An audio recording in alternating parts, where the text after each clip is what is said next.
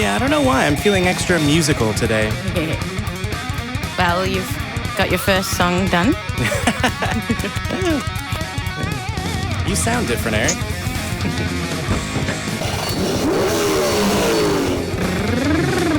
Hey, you know who we should listen to on the radio?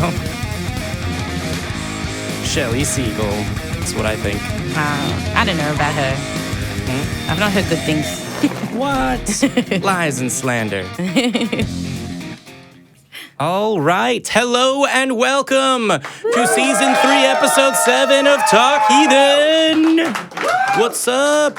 It is February 17th, and I, Jamie Boone, am joined by special guest Shelley Segal. Hello. Give it up. Hey, Jamie. Hey. Thanks so much for having me. Thank you for showing up. Yeah. A little bit later, you'll be playing a song for us, and in the announcements, I'll be sure to say you're beginning your tour here. I'm sort of like in the middle, about 2 weeks into my tour. Yeah, I've been on the road. Feel bad for not knowing the first 2 weeks, but where else could people find you?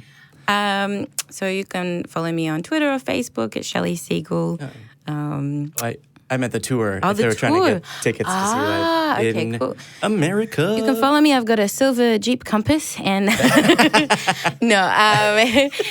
best way to see where I'll be playing is to check out Bands in Town. bandsintown.com/Shelley Segal, and you can follow me there. And then Bands in Town will send you an email when I'm coming close to where you are. Awesome. Well, that is a website that I did not know exists, but we'll certainly use cool. now. Yeah. I get alerts all the time from bands when I'm out on the road. I'm like, no, now you're playing at home, but it's good. Yeah. Okay. Well, that's just a bummer, I guess. Well, in any case, we have a couple of things to announce. This month's newsletter is out. I think we have the graphic for that. Yes, it is fantastic as always. Eric and editing crew have done a bang-up job once again, and have earned it. And I, for the life of me, I know there's one more announcement I have, but it's slipping my mind at the moment. Yep. Nope. Coming later today. Something. We have. We're doing the first International Atheist Day will be March 23rd, 2019. We are doing stuff for that here in Austin. We've reserved part of the lawn. We're going to have, right now we have 7 different speakers booked for our little hours, and we're adding events as interest grows. So keep your ear to the ground on that one. It's going to be fantastic. Additionally, we'll be at the American Atheist National Convention in April. And at some point, if I have actually forgotten something, my producer is going to whisper it in my ear, hopefully. Otherwise, I think we're going to take our first call. Let's see. Let's take Andreu in Spain. Hi. Hi. How are you? You're on with Jamie and Shelley. Hi. Yeah. It's actually Andreu, but never mind that. Sorry? It's actually Andreu, but never mind that. Andrew. Andrew, what did I say? No. You said Andrew. It's Andreu. It's Andreu. Whatever. Okay. Never mind that. Hi. I'm an American. I can't pronounce anything. How are you? Yeah. So it says here you wanted to talk about critical thinking in society regarding religion? I wanted to talk more about a common theme I've noticed across many atheists, particularly in countries such like the U.S. with such a religious culture, which is that a common theme is blaming every social failure of critical thinking, every societal behavior that go against critical thinking, things like sexism, transphobia, slut shaming, onto religious influence on the culture. And I'm not sure if that's always justified, at least to claim that every such thing is a consequence of religion. Because we all know atheists who are, although they're not religious, they're either really or not entirely full of critical thinking. So if I'm following you, I think I can agree. I don't think that every social problem is the consequence of religion, or even that every social problem is, made worse by religion or negatively impacted by religion, right? So there are churches that sponsor food kitchens and that, have come and read books to children day. I don't know if there's a better name for that. I certainly don't know it. Yeah. That sponsor, homeless shelters, and feeding, entertaining, and housing people are certainly good. And I feel like, there I don't think that sexism was caused by religion. I think that people that are very religious or very religious institutions that are also sexist certainly defend it that way. I think religion perpetuated sexism and codified sexism in a lot of ways. It's in the liturgies. But yeah, I don't think you can blame it for every ill. But I think if it discourages people from engaging in critical thinking, which may lead us to solving those problems. Yeah. I think it can certainly be said that it slows down. Oh, maybe we should question the way that we do things, because religion is about established doctrine. This is the established way of doing it. This is the tradition. And just because something is established or has always been done or is tradition, absolutely does not mean that it's a good thing. So certainly, as a societal force, I think it has codified that a little bit. Yeah, but this thing of blaming religion for, the religious influence on culture for sexism and the like is something that I've definitely seen Eric do in the show. Things like, I think I have seen him do in the show, and there's also I think Thomas Westbrook of Holy Kool-Aid. Sorry, you're coming through a little bit. I don't actually know how to describe that sound. Like there's an extra. It's not reverb, but you said there's too much what? It's not so good. I've seen Eric definitely do this thing of blaming religion for sexism and the like, and I've also seen Thomas Westbrook of Holy Kool-Aid not so much do this maybe, but saying more putting those failures of critical thinking together with religion and saying this is something we need to fight first, and then I guess a lot of those practices are codified in religion to some extent. That does some of the work. It does what? Sorry. Yeah. So you're coming through kind of rough here. I'm sorry about that. Yeah. Finding it pretty hard. Since religions do certainly codify to some extent this practice. Yeah. So attacking religions is religions in general is a way of decreasing those practices, but not to zero. And there's a lot of work to be done in teaching critical thinking and skepticism in general, not just attacking religion. I agree. I think in part you appear to be commenting on the degree to which people like Eric and myself and Thomas Westbrook of Holy Kool-Aid focus on religion and how it interacts with society, particularly in problematic ways. What I would say is that for the most part, we're atheists commenting on the influence that religion has rather than sociologists attempting to identify everything that goes into societal problems. So, for example, I don't know, I'm trying to think of a societal problem. Income inequality, for example, is something that is an issue in the United States today. I am unaware of any atheist YouTuber that has pointed to religious influences that created or influenced or made this problem worse. So I think what you're seeing is atheists that comment on society and the effect that religion has, saying, look, here's one of the effects that we see. We see that in most Abrahamic traditions, the vast majority of practicing Abrahamic traditions and institutions that revolve from them place women as second class, if that, and commenting on that as a problem and commenting on the fact that American culture is heavily influenced by religious traditions is something that we would do. So I think we're starting with what is the effect of religion and pointing out its errors rather than finding any error that we can find or any problem or conflict in society and assigning to it religion. But if that helps at all, because of course the atheist commenters are going to talk about religion. That's what we do. Yeah, well, yeah, of course. But just wanted to note that I think it's sometimes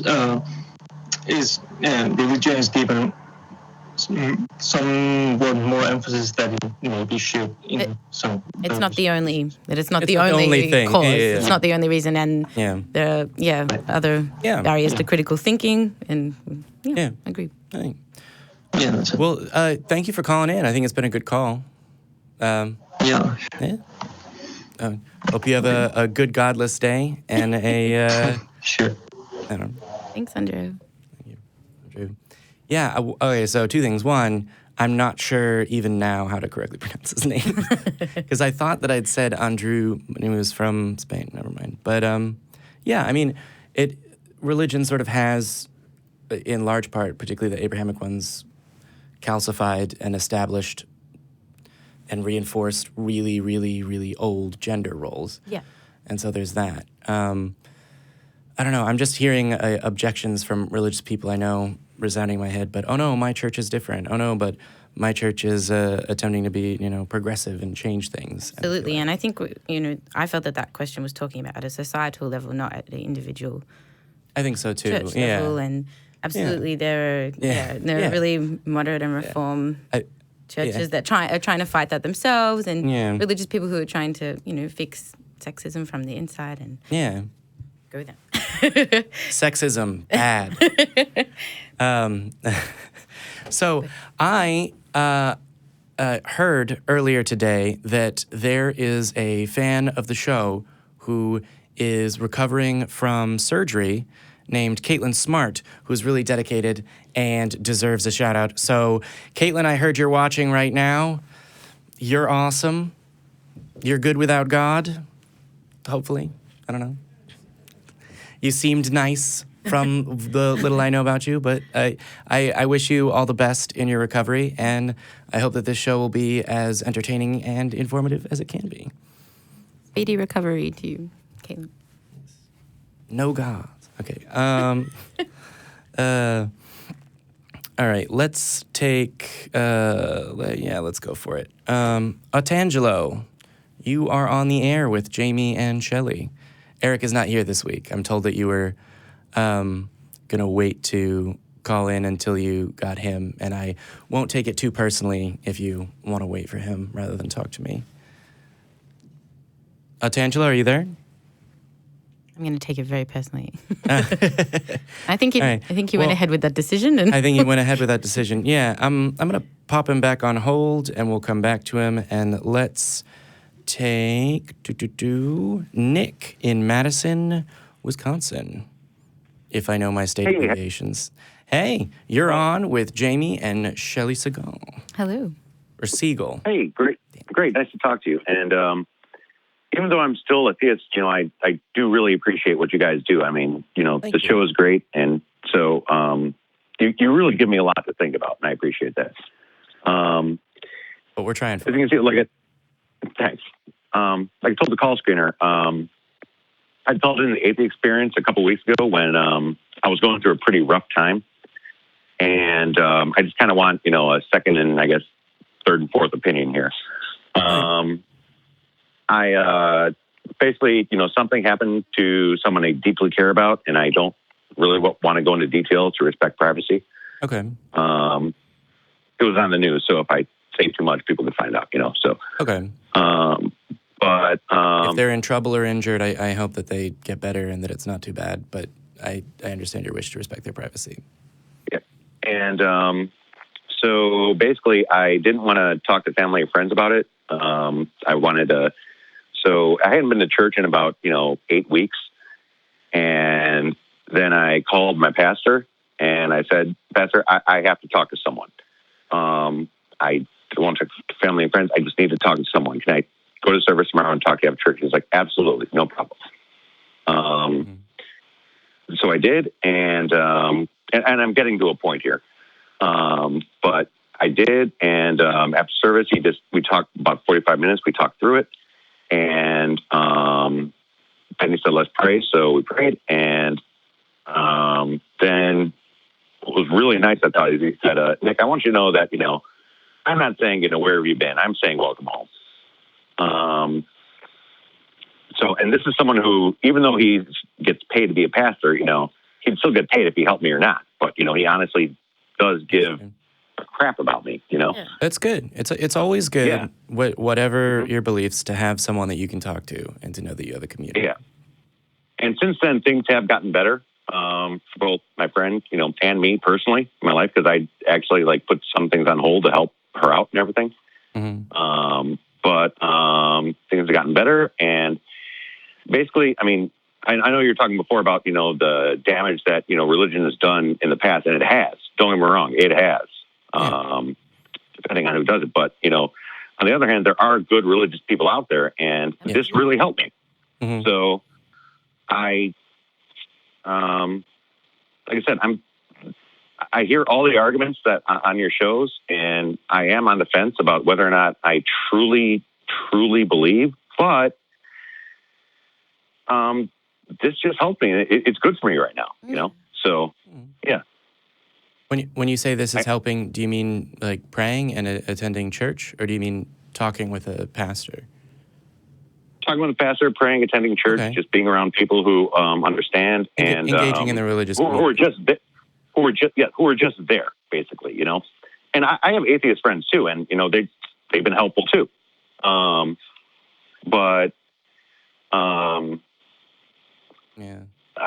Basically, I'm just not ready to pull the trigger, if you know what I mean. Just because this has been so helpful. Yeah, I kind of know exactly what you mean, actually. Actually, I haven't asked you on the show about your deconversion sort of story or the way that you came out, Shelley, and I don't know whether that would be something you think would be helpful now. But not necessarily. I mean, just thinking about what you said, Nick. Mm-hmm. But I'll talk about that later. Yeah. Thanks. Yeah. I think, it's got to be up to you if you want to pull that trigger, as you say.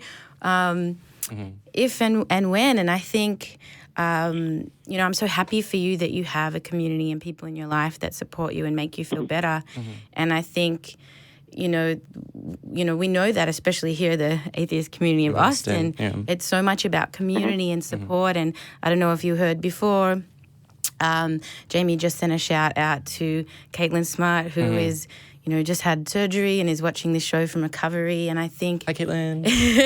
It means so much to have people that care about you, regardless of their beliefs. And I don't think it necessarily, affects whether your beliefs about the religion are true or not.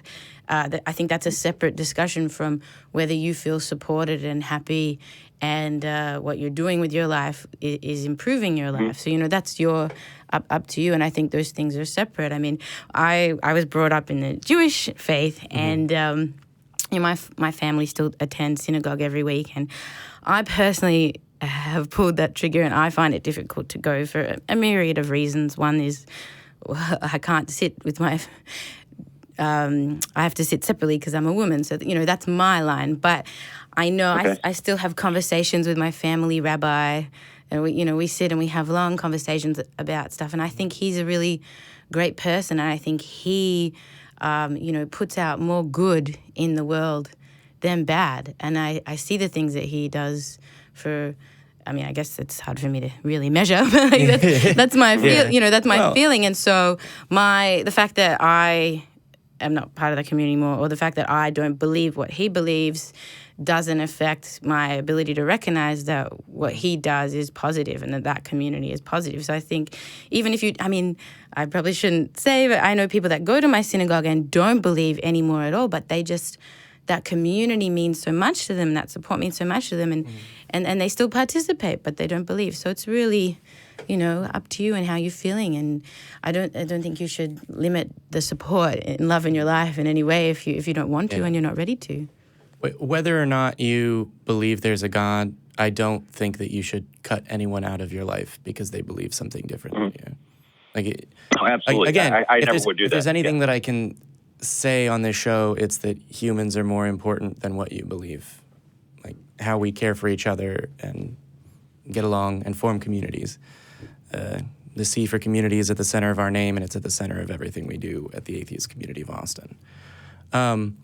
What I will say is that it's one of the more, important things I want to touch on that Shelley said was that you can separate whether or not you believe and are struggling with that with whether or not you engage in the community. If you enjoy going to church and talking to your pastor, or singing hymns, or trying to have the best cookies at the church bake sale, one of the things I remember most about church is how much time, effort, and love people put into the baked goods that they had. Oh, yeah. And hey, sugar is sweet, whether you believe or not. That's right. Then you should do those things if you enjoy doing those things. But I also think that you should be honest with yourself and not let whether or not you enjoy engaging with the religious community influence whether or not you can be honest with yourself about what you believe. And I understand that. And I guess, I know you have other callers. I don't want to take too long, but I guess I'll finish it on, basically how, this church helped me. And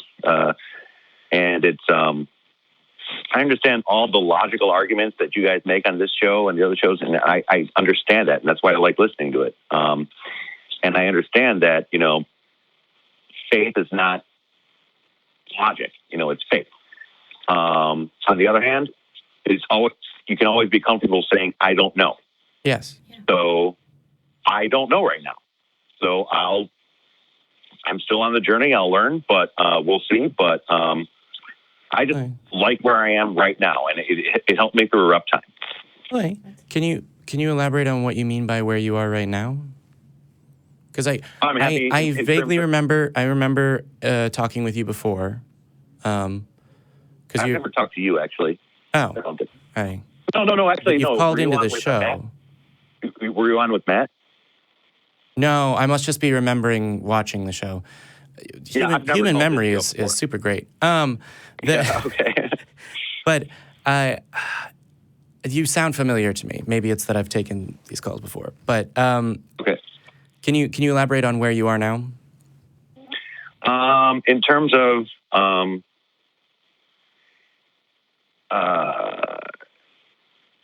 I had a lot of plans, and they all kind of just went to hell. But I'm. Sorry, you said you have a lot of clients? Plans. Plans. Plans. I thought you said I had a lot of clients, which and is then great, they all went to hell. Oh, no. And I was sort of like, yeah, I was just not threw them out the expecting that. window. Yeah, that's it. Yeah. But no. We do not endorse defenestration on. Okay. Right. Sorry. Okay. Okay. No, but in the past few weeks, I've taken positive steps, and things have gotten better, both me and the people I care about, and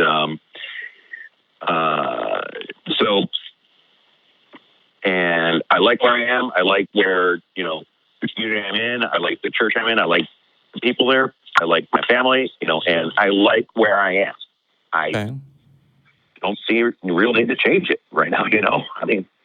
I'm not. And I still have thoughts in my mind. Mm-hmm. I still have thoughts in my mind and everything, and I think about these things all the time.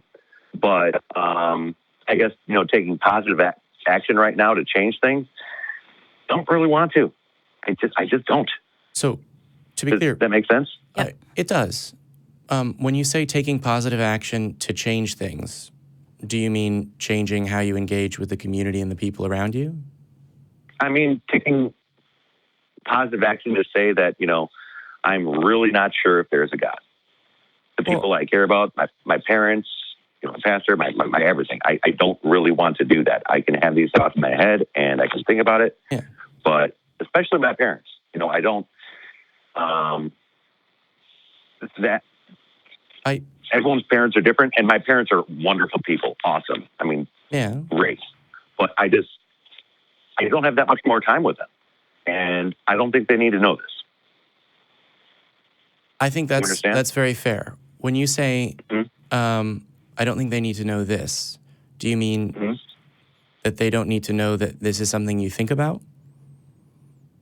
Yes, I don't want to have this conversation with them because I know that if I brought this up, then it would be like a 6-hour thing on the phone or in person or whatever, Yeah. So, and I'm not sure if how much of ACA shows you've seen in the past or past conversations that have happened on this show, but if you were to come to the conclusion that you don't believe in a God and you were willing to call yourself an atheist, the question of whether or not you have a conversation about that with your parents or your friends or your family or your pastor is a very personal choice and not one that I would push you on one way or another. I certainly would give the best advice that I could, but I would never say, allow me to make that decision for you.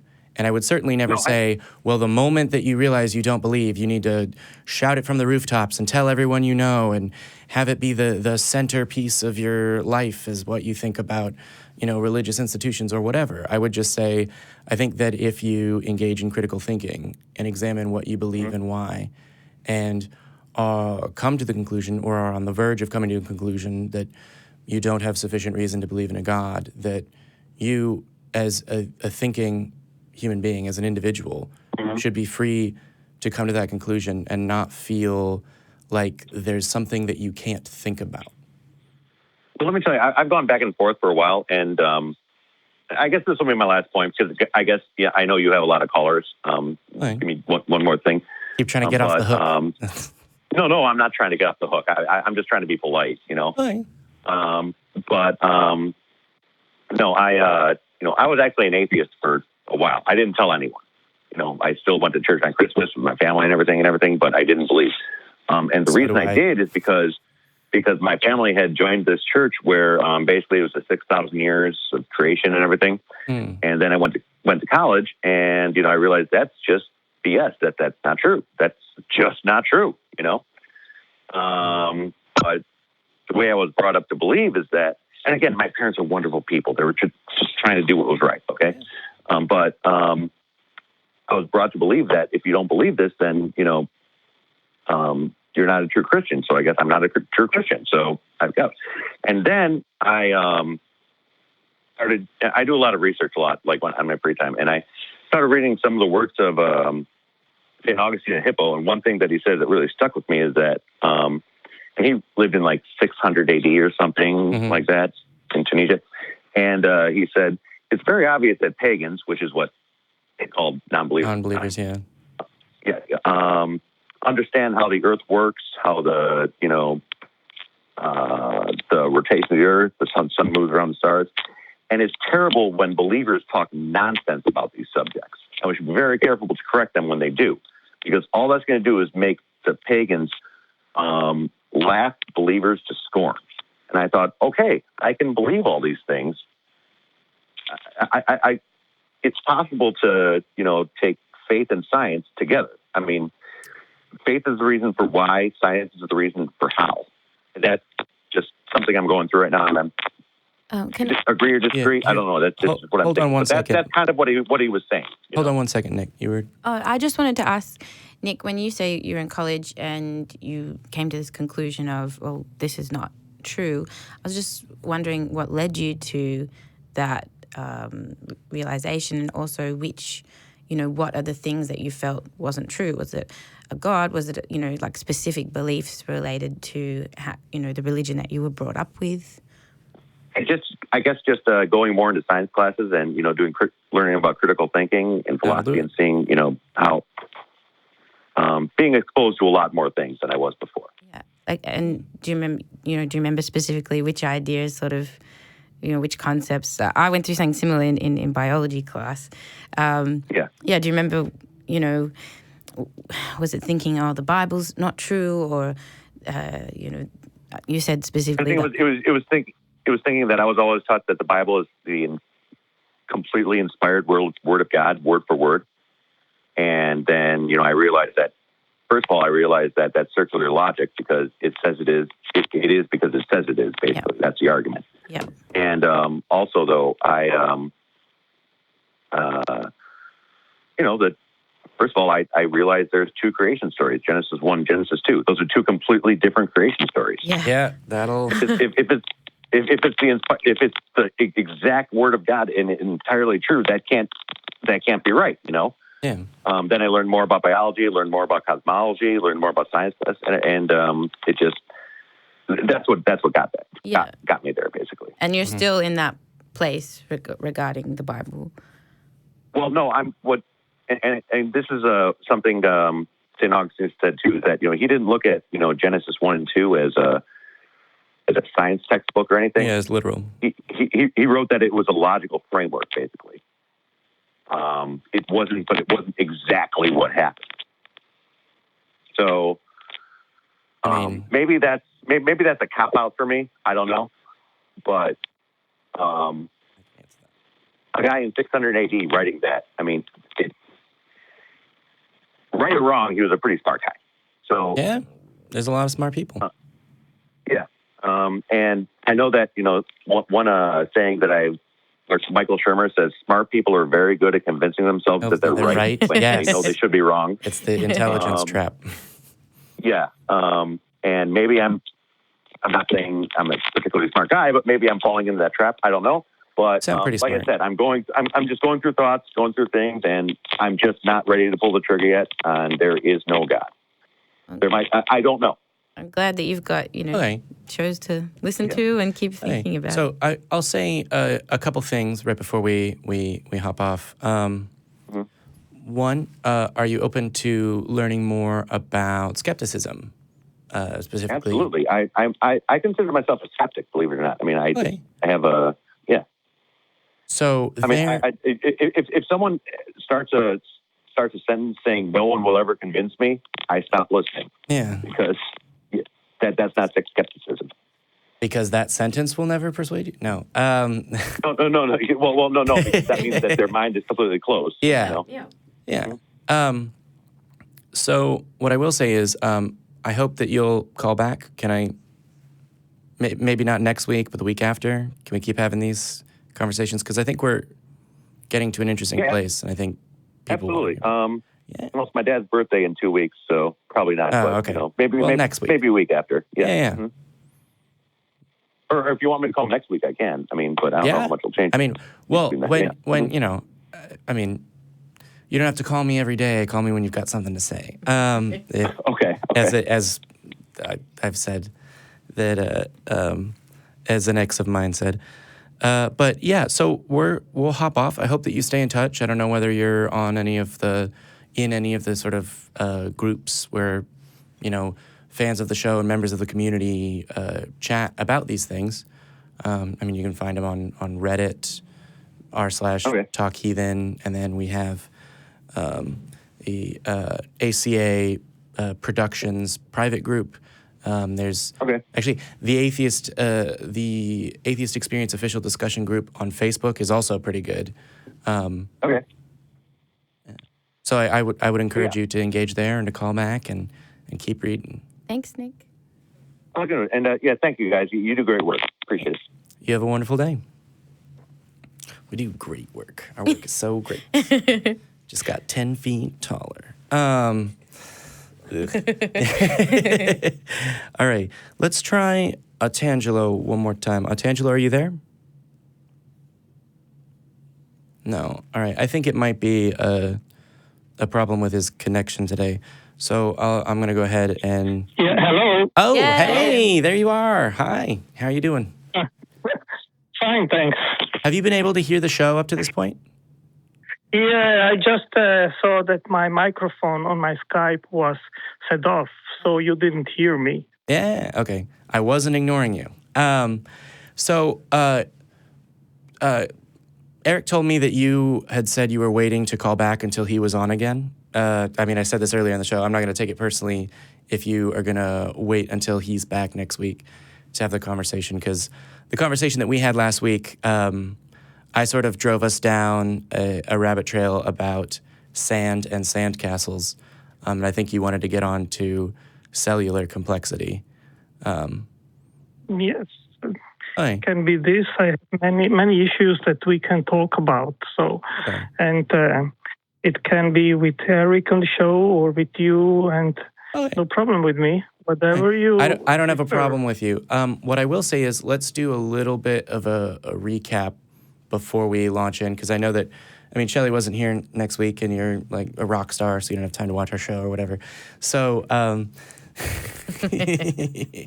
knew I'd get that smile. So we were talking about, or at least it seemed like you wanted to talk about irreducible complexity as a reason to believe in intelligent design. Is that a fair summary? I mean, this is one of many issues that we can talk about. I suggested this as a topic, which I think is an amazing issue, which points to God. Okay, so do you mean a God in general, or specifically, a Christian God, or? No, I think that the design argument does not point to a specific God. It just demonstrates that design is observed in nature, and as such points to an intelligent designer. Okay, so do we know anything about this designer? Yes, but this is not an argument for a specific God. Okay. It just points to a designer. And That's is all. it a God, the designer? Well, yeah. So I know that you're not Well, saying, just and say therefore that, Jesus. You're saying, and therefore a God. And I'm sort of asking, well, do we know whether it's one God or two, whether the God is male, these kinds of things? Like, what is it that we can, what is it that we know about God, as you're using the word in this sentence? My methodology is not to start off with saying it's the God of the Bible. Okay. Despite I am being an evangelical Christian and I believe in Jesus, I believe in the New Testament, the Old Testament, I believe that the Bible is the Word of God. Right. But I do not like to start to talk with someone that is not a believer specifically about the God of the Bible. I think it makes not much sense if an unbeliever does not believe that a creator exists. So I prefer first to check out, as I tried in my last call, to set the framework to say either there is a God or there is not.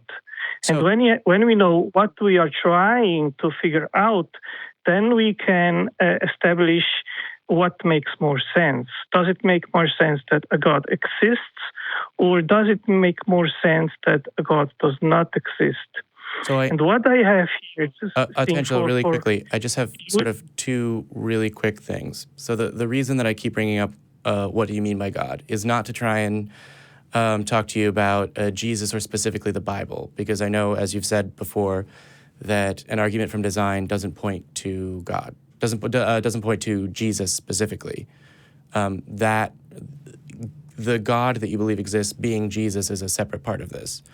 But when you say the argument from design points to a God, I'm just sort of curious which aspects of that God you can conclude. So as an example of what I'm trying to say is, if there were two detectives at the scene of a murder, and one of them said, I can tell you what the getaway car looked like based on tire tracks and where it went. And the other one went, oh, okay, what does the getaway car look like?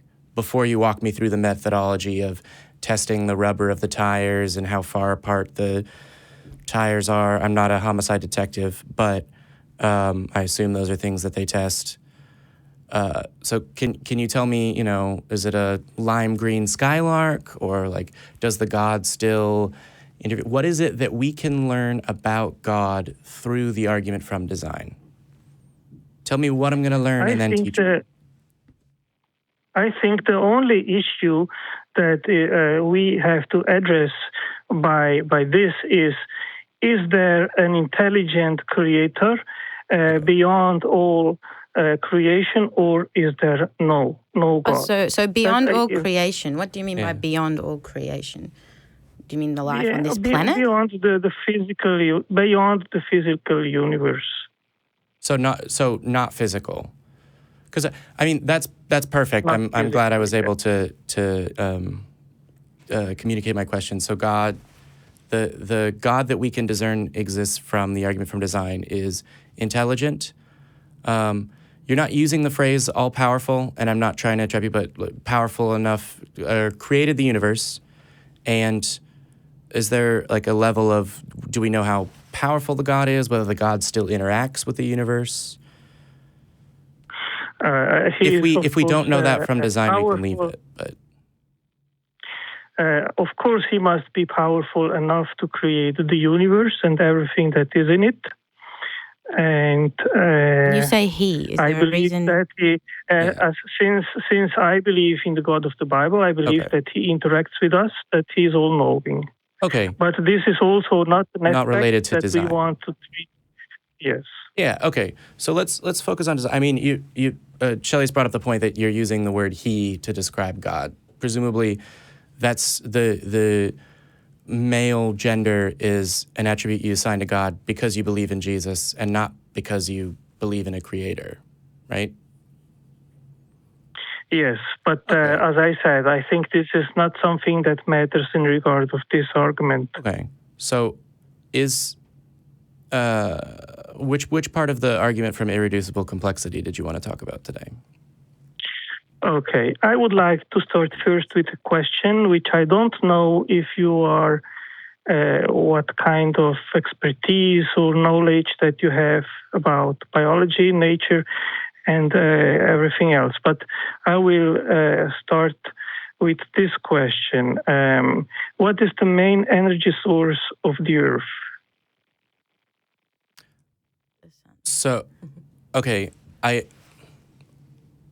the sun. Sorry, I've not heard that question phrased in that way. So yes, correct. The correct. energy that we get comes sun. from the sun. The sun.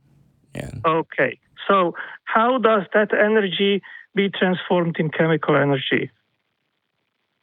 Through photosynthesis, largely by transforming ADT into ATP. Okay, great. I think I've butchered the letters there, but I've made my high school biology teacher very proud. Okay, great. Now, I want to make another question to you. Solar panels require very complex manufacturing processes through factories. Okay? Mm-hmm. Now, if you have just a solar panel and you do not have all the other parts of a photovoltaic system, your solar panel has no function. Is that correct?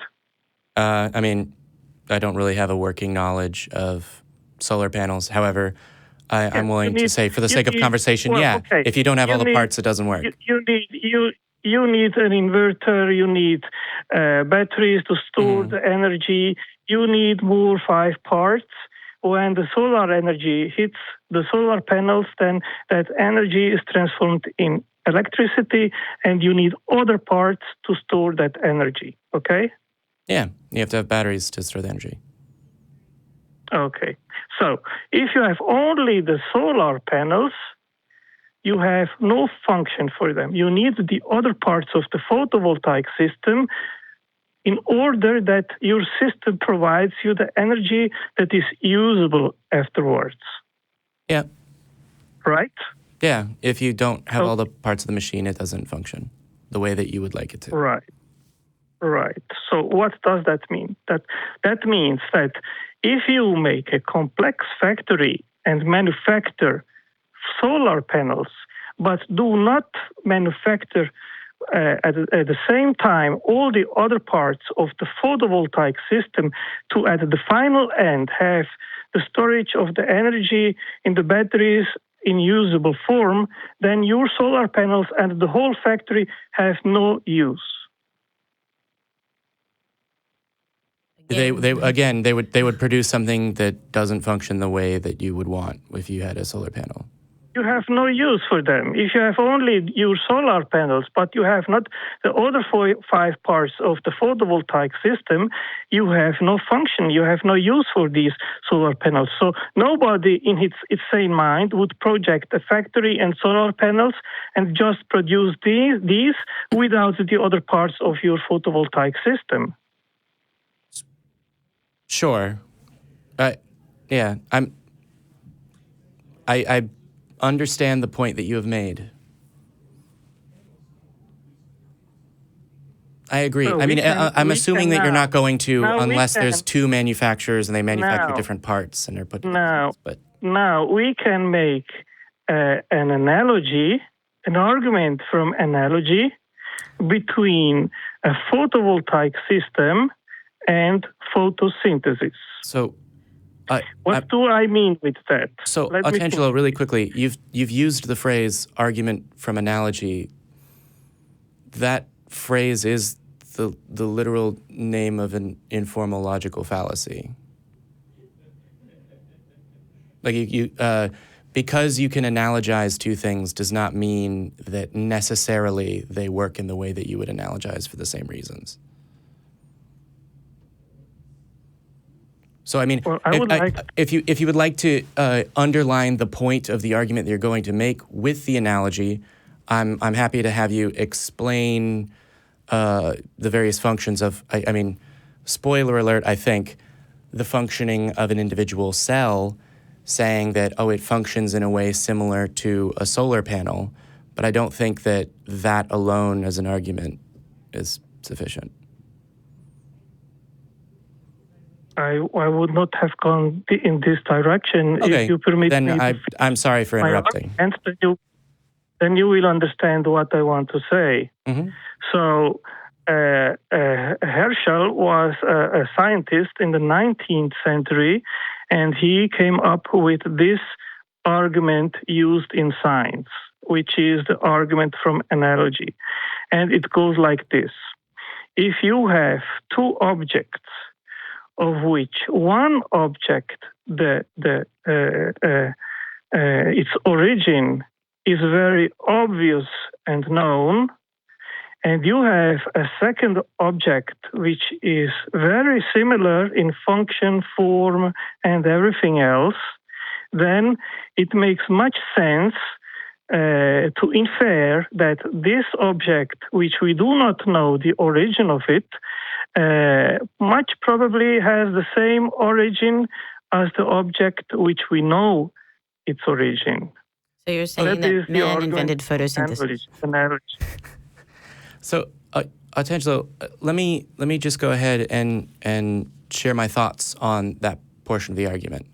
So I think now is a good time to talk about the strength and weight of evidence and argument as far as how much it should affect confidence in your belief, right? Because we live in a world where belief isn't binary. It's not, you either definitely believe this or definitely don't. You can be pretty sure, you can be more sure of one thing than another. I believe that I'm going to eat dinner here at the ACA tonight, and I believe that right now I'm on Talk Heathen. I'm very confident in both of these beliefs, but I'm much more confident in my belief that right now I'm talking to a camera than my belief that definitely there will be dinner later because, there's a few hours, maybe something happens, who knows? We have dinner here every Sunday at 6 p.m. As a community dinner, which is what I'm talking about for context.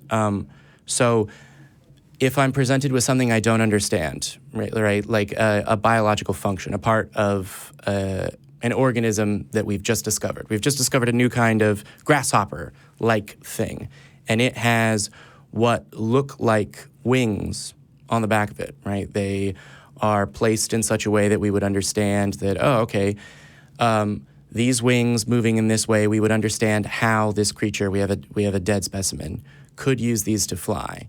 My ability to infer, okay, well, because I know how insects use wings and how those wings have evolved over time, for a biologist to infer this creature probably flies with these wings, I think is reasonable. It's one of the ways that we can infer lots of the things that, it's one of the ways that paleontologists infer and come to conclusions about, dinosaurs and long dead creatures, because they can tell, okay, this creature had hollow bones and had, wings, and so probably these are things that we see in birds that allow them to fly, even though they have bones that are usually heavy. So that argument, I think, is relatively sensible. The point that I would make is it's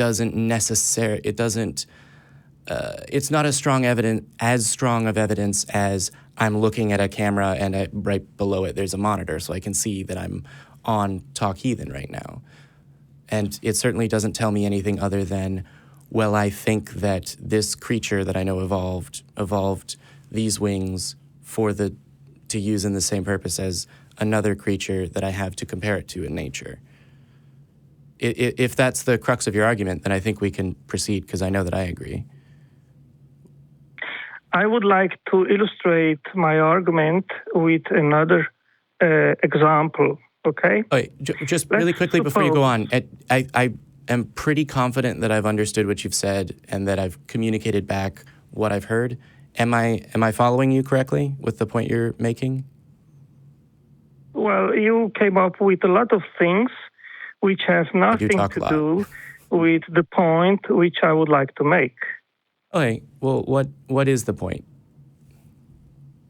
So I would like to make another illustration which makes more clear what I said about the argument from analogy. Okay, that is, if you arrive at a car park and you see there are two cars, and one car is a car which you well know, the manufacturer, the brand, and everything else. And you see a second car which you never saw before. You don't know the brand, you don't know the manufacturer, you don't know who made it. But it is a very similar car to the first car which you well know. Mm-hmm. So now you have two possibilities here. You can infer that intelligence made the car, the second car, or you can infer that unknown forces made it, and you say, I don't know who made it. Mm-hmm. So what would you think is the logical answer? Would you say, I think another manufacturer, maybe from China or from somewhere else, made that second car, even if you don't know the brand, I don't know where it was made, I don't know nothing about the builder, but I know that a company must have built the car as well. Would you say that is a more logical answer, or would it be, I don't know, I have no idea. So there's second car. Two parts to the response I want to give, which is, one, in the example, you've said, I go to a car park and I recognize that there are two cars there. So yes. I wouldn't call something that occurred naturally a car. So when you say you see it and it's a car and you don't know where it was made, do you think it was made naturally? Well, the fact that you're calling it a car implies that it wasn't. That's not important. That's not a relevant factor. It is, because you're giving an example of how to determine whether or not the car was created. And the word car, I would only use to describe a very limited set of things, and all of those things are created. Okay, so I think can recognize that the second car was made by intelligence, based on your experience at the first car, which you know. If I recognize that that's not an argument from analogy. So if I recognize that a thing is a car, then I recognize it as a thing that has been created by a car manufacturer. Good. So we agree on this. It makes more sense to say the second car, which you don't this know is where the we origin this is where we about. diverge, Otengelo, because the moment you say, so it makes more sense to believe this, you've kind of lost me a little bit, right? Because there's not a which makes more sense. It's does, one conclusion make sense? Do I have enough reason to believe that this object that I've found in a parking lot, in a car park, that is next to a car, that has four wheels, that has, four, that looks like cars, that has some branding on the front of it that I don't recognize, that gives every indication of, oh, I would assume that is a car that I don't see. I would conclude it is reasonable to believe that is a car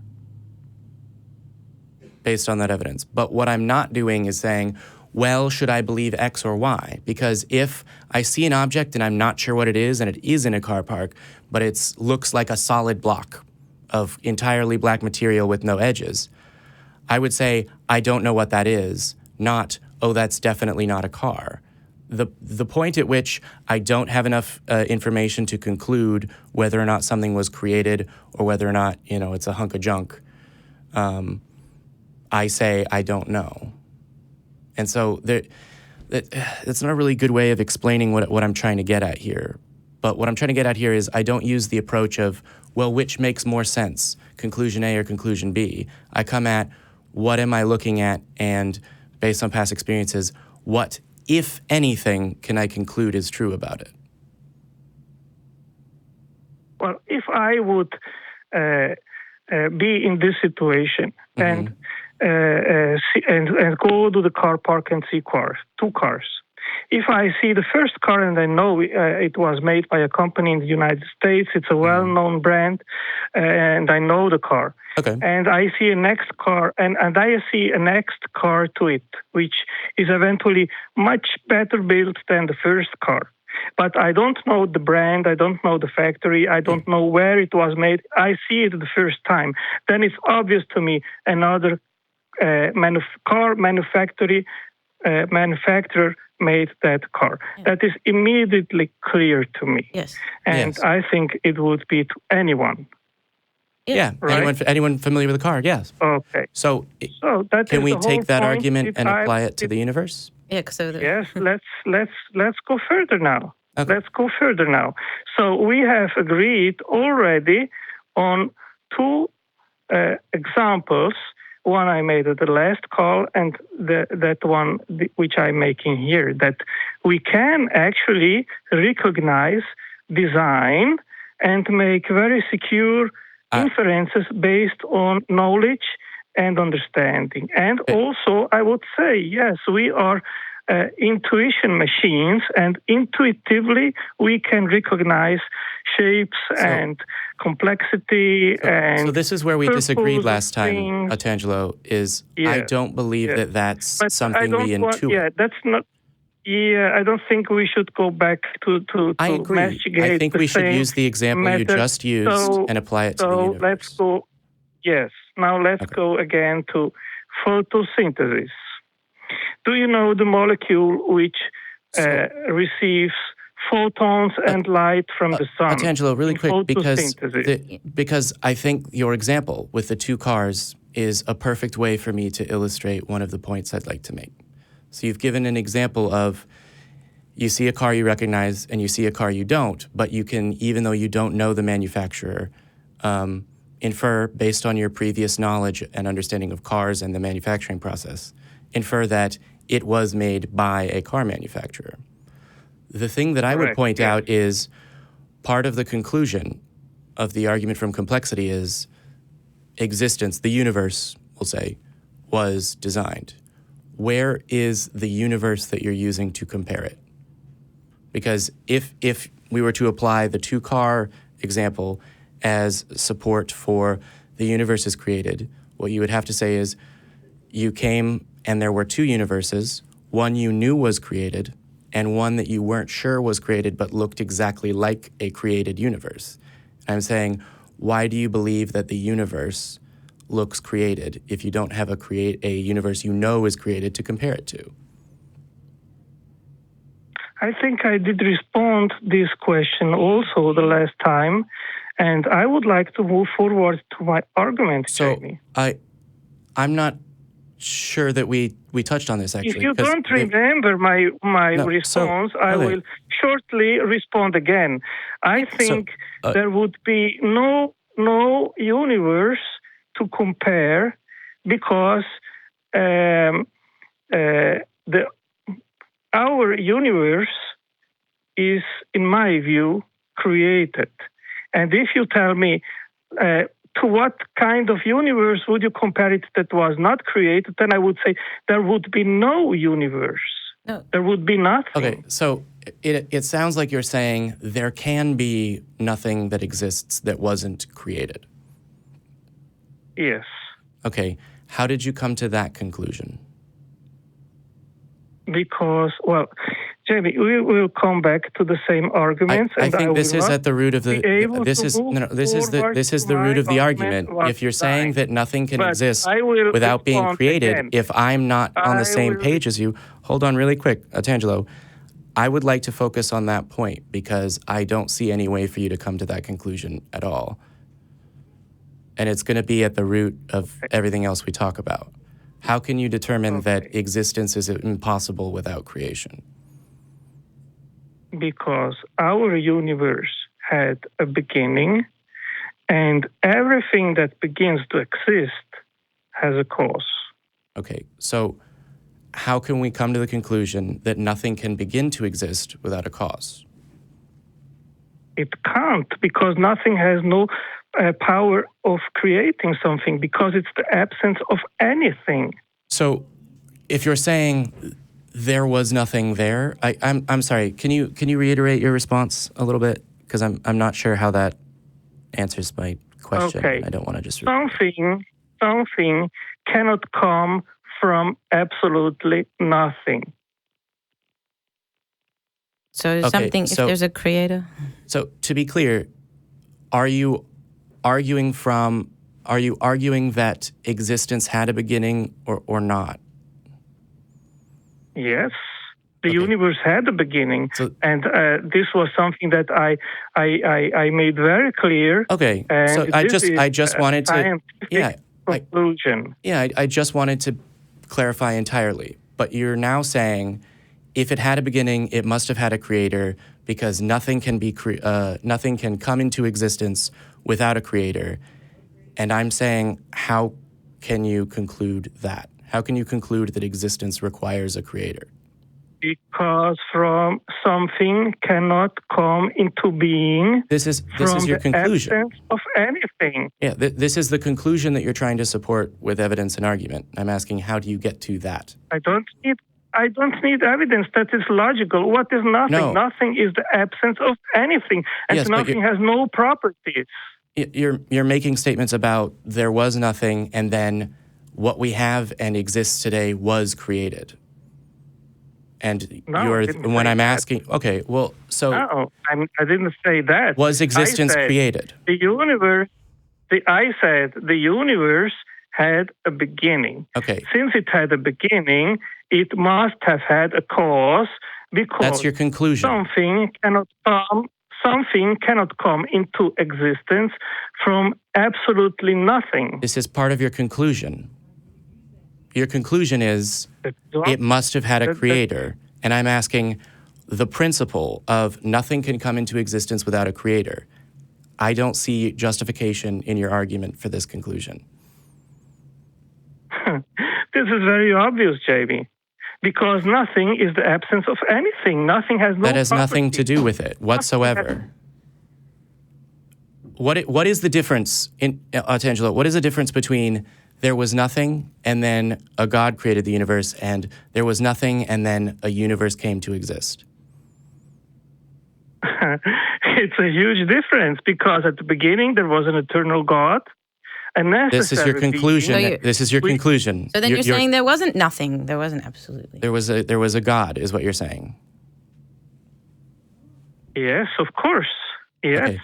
So, Otengelo, the conclusion. Belief. Yeah. So, Otengelo, the conclusion of the argument that you need to lay out, if you're trying to persuade me that the universe was created by a God, or that a God exists that created the universe, the conclusion needs to be, therefore, from these other sets of data or arguments, you can conclude that a God existed and created the universe. And one of the things you're saying is, it couldn't have happened any other way. Correct, yes. Okay. What led you to that conclusion? Because something cannot come into existence from absolutely nothing. Otengelo, do you understand how that is saying exactly the same thing with different words? It does not provide any explanation. You're restating your conclusion. That's explanation. No, it's restating the conclusion. I understand what the conclusion is. I do not understand why I should accept it as true. Because nothing has no potentialities to create universes. How can I come to believe that that is true? How do we know that that is true? Because nothing is the absence of anything. Nothing has no properties. Okay, so are you claiming that there has always been something? Of course, yes. Okay. What is that thing that has always been? A creator. Okay. An intelligent, eternal creator. What led you to the conclusion that the thing that has always existed is an intelligent creator and not unintelligent matter of another kind? Because to have an effect that comes into existence in time, you need a decision. Otherwise, the effect would be eternally together with the necessary cause. Okay, so you've now said that in order for something to come into existence, you need a decision, and therefore, a decider or decision maker. Right? I don't know why I should believe that that is true. How do you know that that is true?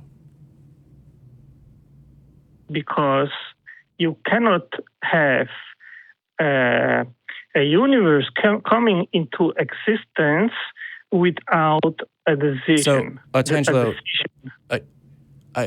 I think that we're suffering from a miscommunication here, because I've asked you, how can I know that you cannot have a universe come into existence without a God? And you've said, it can't happen, it can't create itself, it requires a God, it requires a decision. And those are very much three different ways of saying, no, it must have happened this way.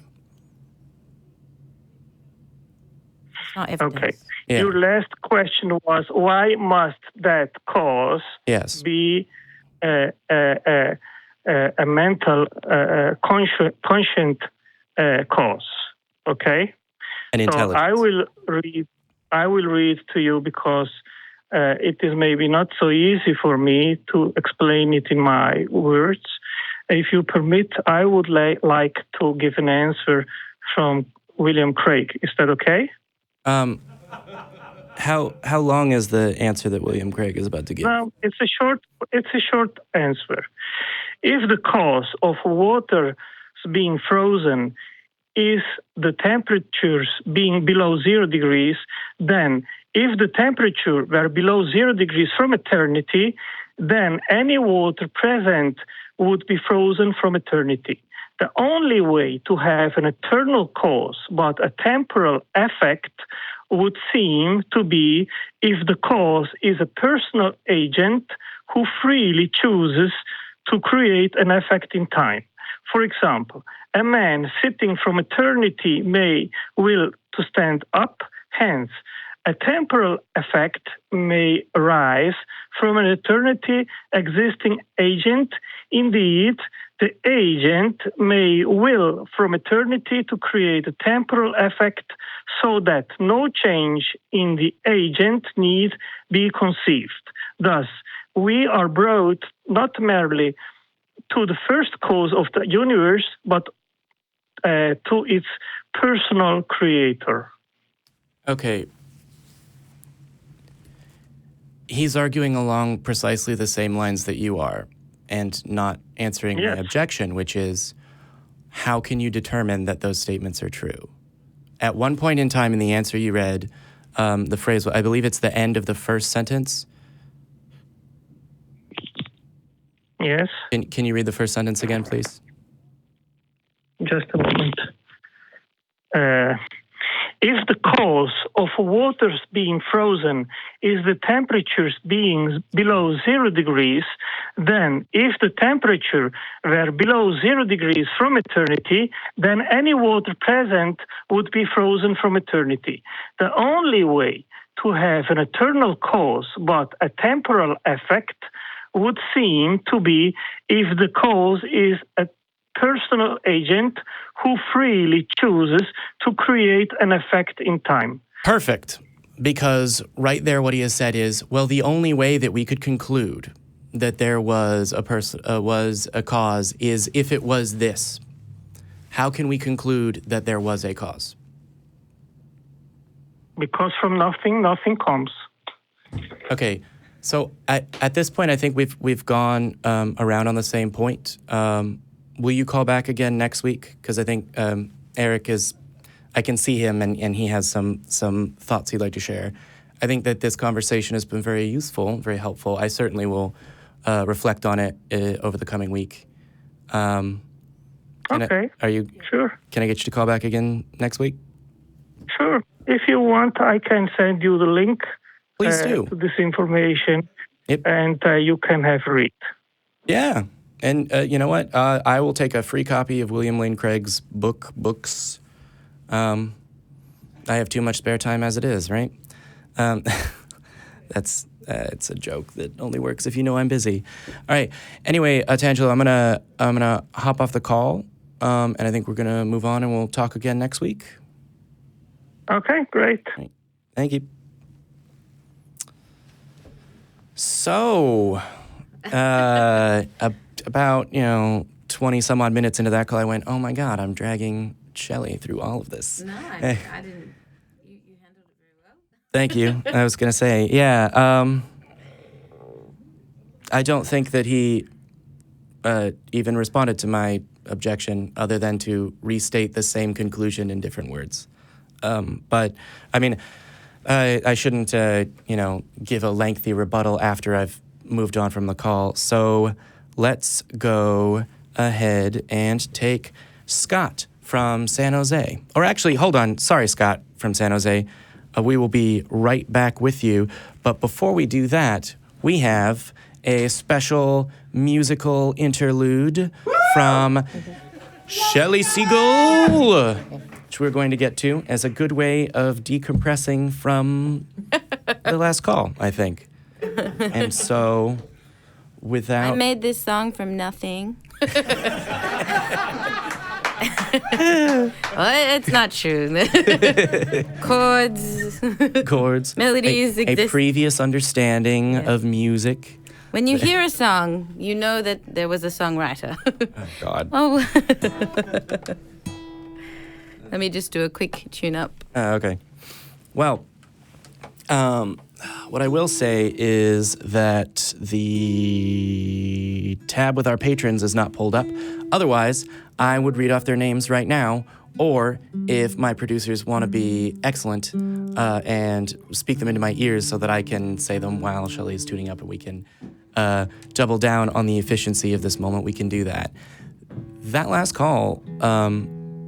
I know there's probably people complaining about how long it went on, and the lack of diversity in the answers that I got from Otengelo.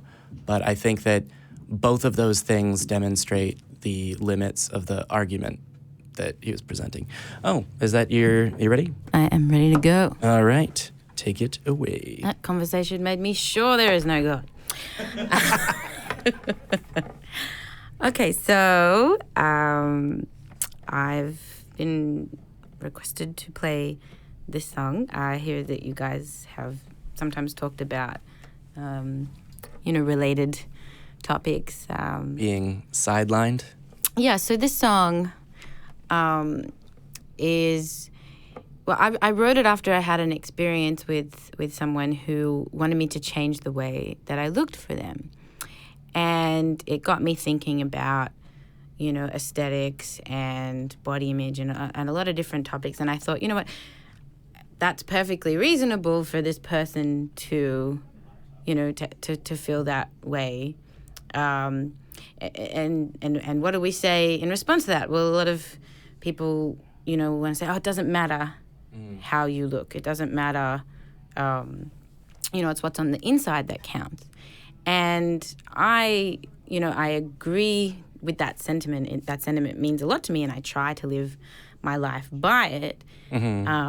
But we do know that, you know, the human nature, we're very visual creatures. The way that we look and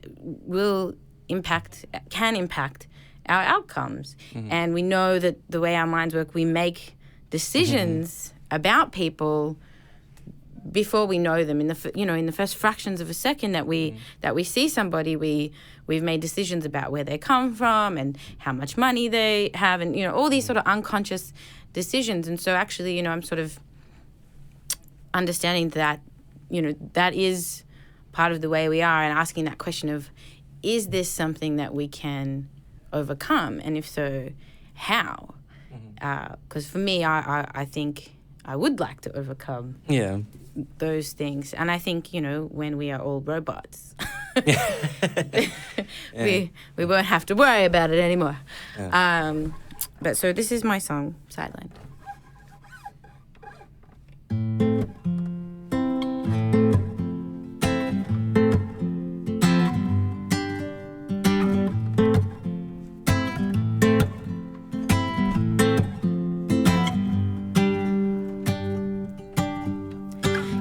want a skinny lover.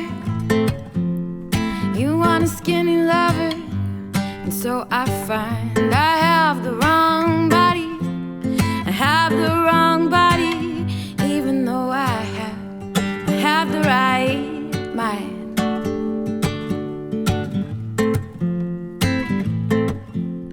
You want a skinny lover. You want a skinny lover, and that's perfectly fine. But it means you will always want some other body more than you want mine, more than you want mine. But this is familiar, it's who we've become, slaves to aesthetic. This is the tune that we hum. Can we change who we are? Can we remove the filter from over our hearts? If you're not beautiful, you'll be sidelined. Can we let go of our pride, of how we look on the outside? Anyways, I thought love was supposed to be blind, be blind.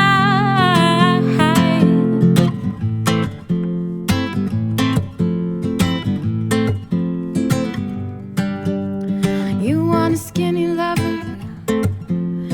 You want a skinny lover. And so I find I have the wrong body, even though I am the perfect kind.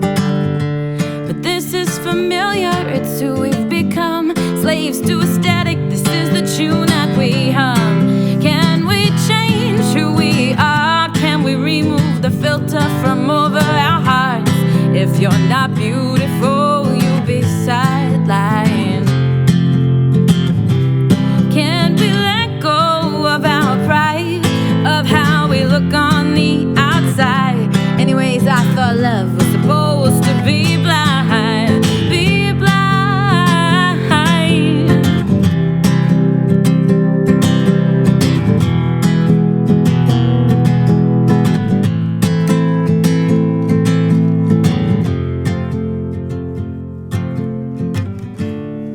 For the first time in my life, I wish I was somebody else. All those bottles of teenage self-consciousness come tumbling down from the shelf. But this is familiar, it's who we've become, slaves to aesthetic. This is the tune, this is the tune that we hum. Can we change who we are? Can we remove the filter from over our hearts? If you're not beautiful, you'll be sidelined. Can we let go of our pride, of how we look on the outside? Anyways, I thought love was supposed to be blind, be blind.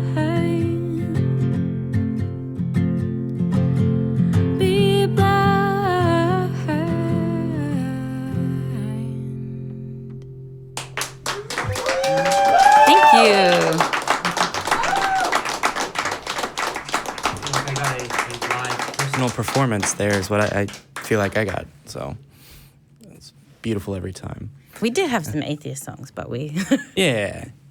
we went for that. Yeah. Hey, it's a good song. It's a good song about society, body image. Yeah, thanks. And it's pretty. So, and with that, I would like to thank the top 5 patrons for Talk Heathen. They are Neil Bradley. Neil, as always, thank you, my man. Matt Mayer, Nando Gonzalez, Austin Ploshnik, and Lynette Ann Cross. Sorry, I feel like I mispronounced one of those names, but you guys do what we need you to do for us to even have a show, so thank you. In a way, you've created this show from nothing, and we couldn't do it without you. Wow. That's just a good song. Yeah. Thanks. I've started appreciating music more recently, so I'm distracted. You ready for the next call? Yeah, let's do it. All right. Let's take, like I said before, Scott in San Jose, California. Hello. Hey. Hey, I called a couple weeks ago and realized how hard it is to speak coherently in real time. And as a result, I'm going to be reading some of my opening comments.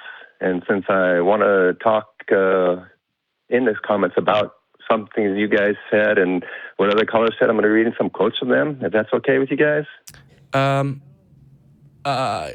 Well, I mean, let's focus on what you called in to talk about, because the notes say that you wanted to... Well, it is what I called talk about. Yeah, it said that you wanted to explain... what I want to talk about, so...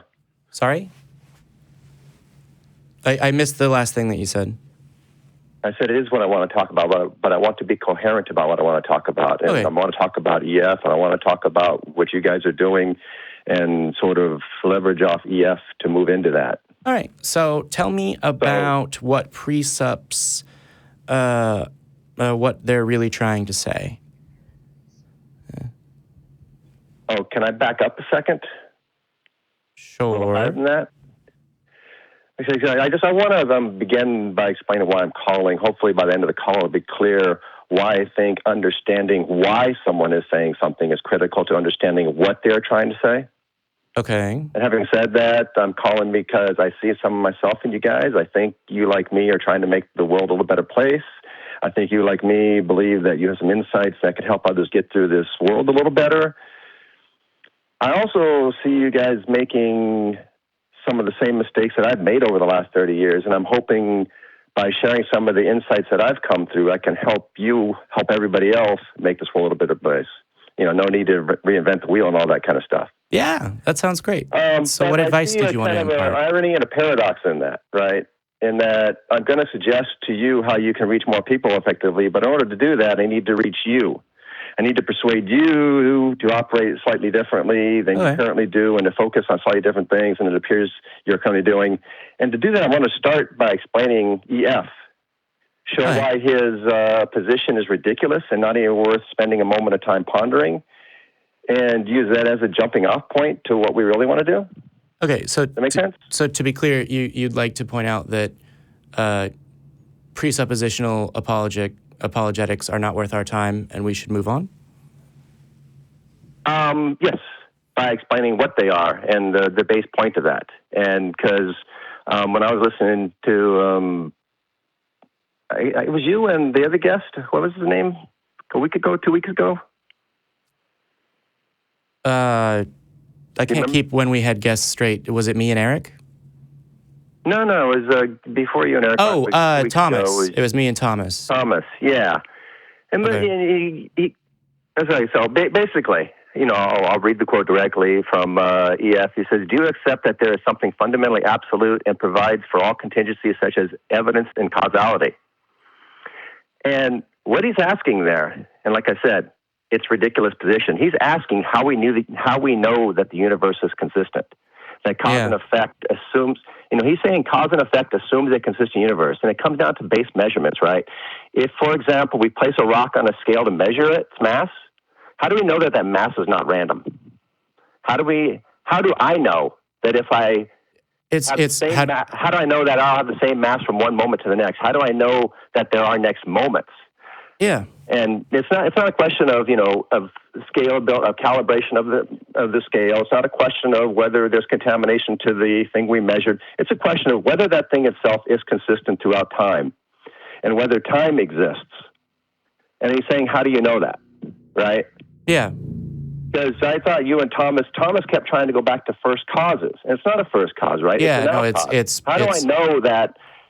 And the universe is not going to just randomly change on me. And to be fair to Thomas, he did have this one statement. He says they could alter the algorithms. They could make it so that when we pick up this bottle of water, it just melts and falls right through and completely violates the laws of physics as far as I know. As everything around me that I've observed, I've never seen that happen. So I operate where I could go based off the patterns, but I cannot make a straight up bold claim that it's not going to be the case 100% of the time. Yeah. It is 99.999% of the time, blah, blah, blah. And so he's on to it right there. He's on to the basic point, but you guys spent like 45 minutes, trying to argue. But that's the point, and how do we know the universe is consistent? We don't. And yeah, well, I mean, and that's why I want to jump off. That's why I want to jump off. Yeah, let me just throw some background because I know that Shelley wasn't here, and I don't think that presuppositional apologetics are a secret hobby that you have. No. Yeah.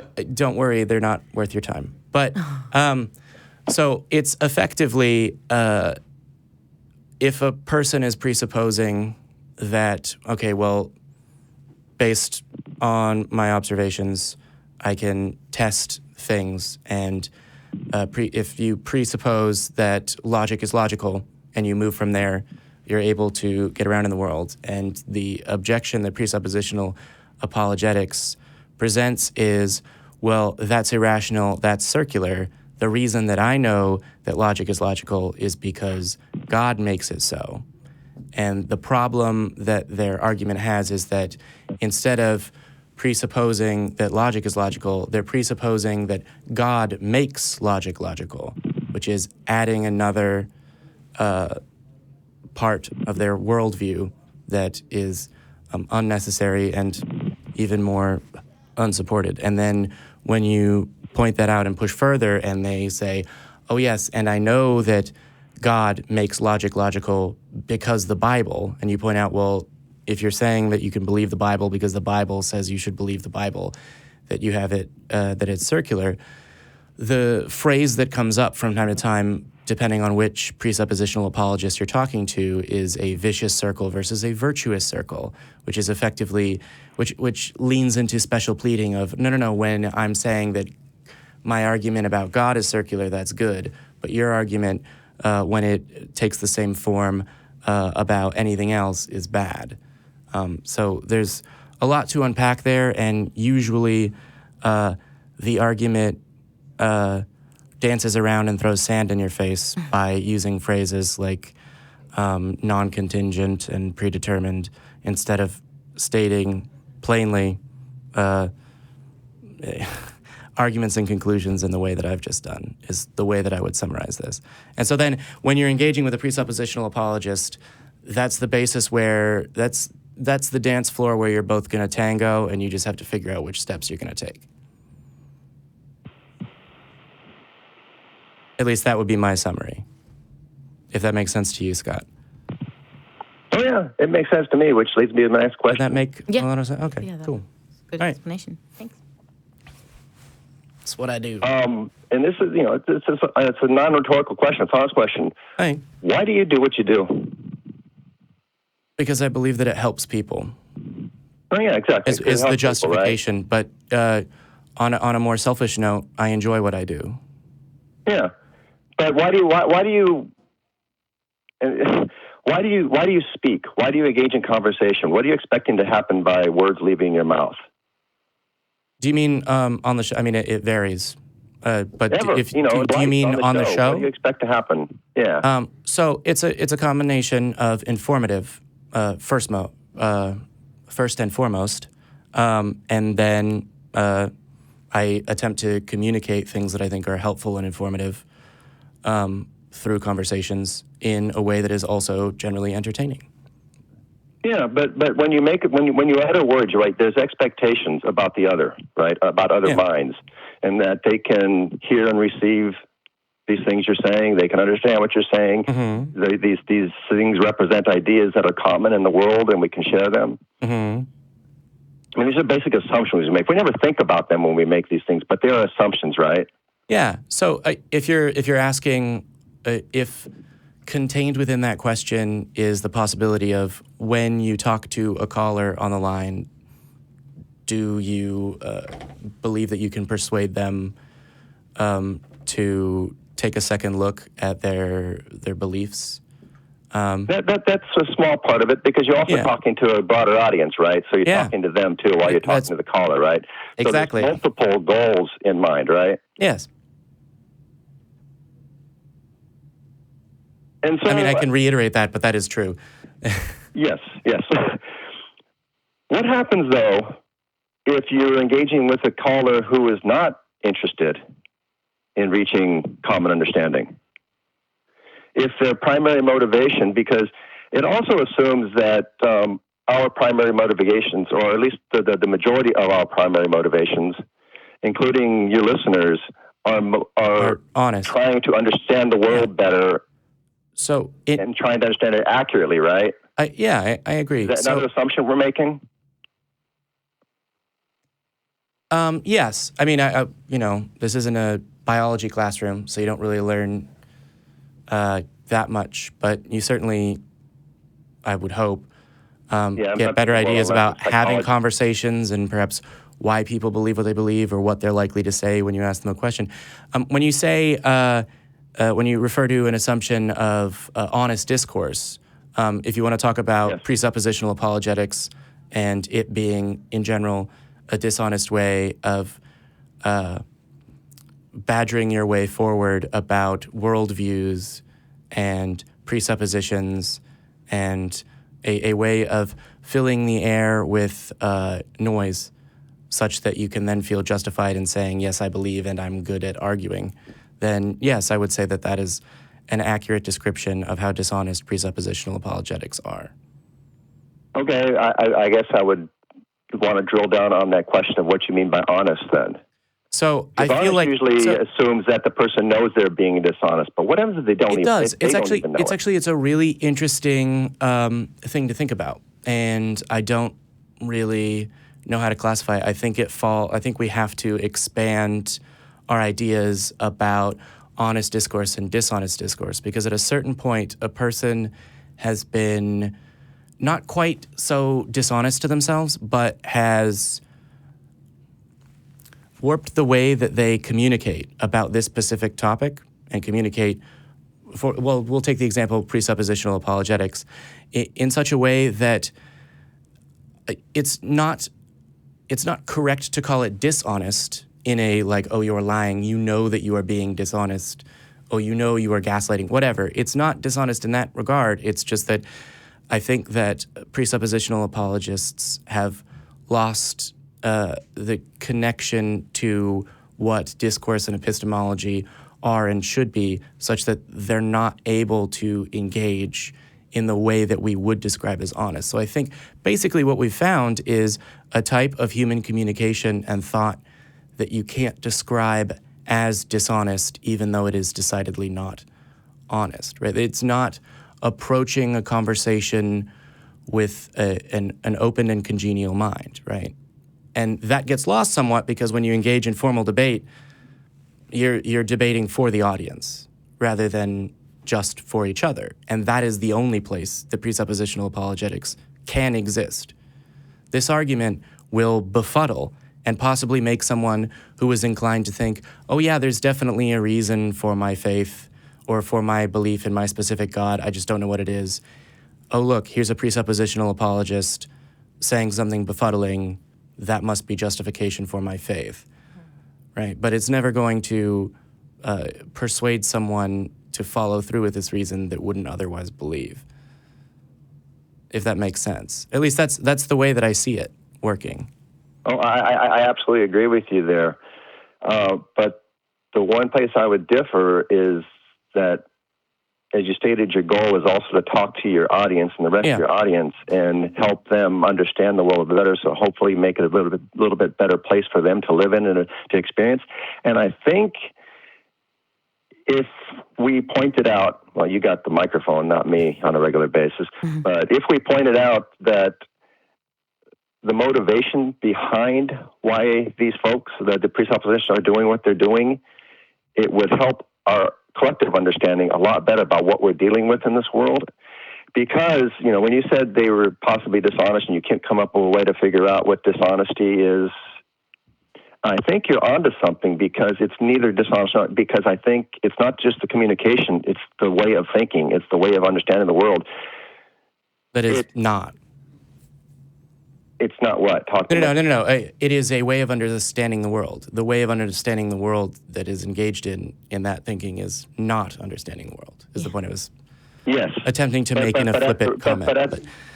But at the risk of being very offensive to some people out in the world, the question is, why do you think, or I think it behooves us to think about why they need to think about the world in this way, why they need to create a personal narrative, why they need to convince themselves.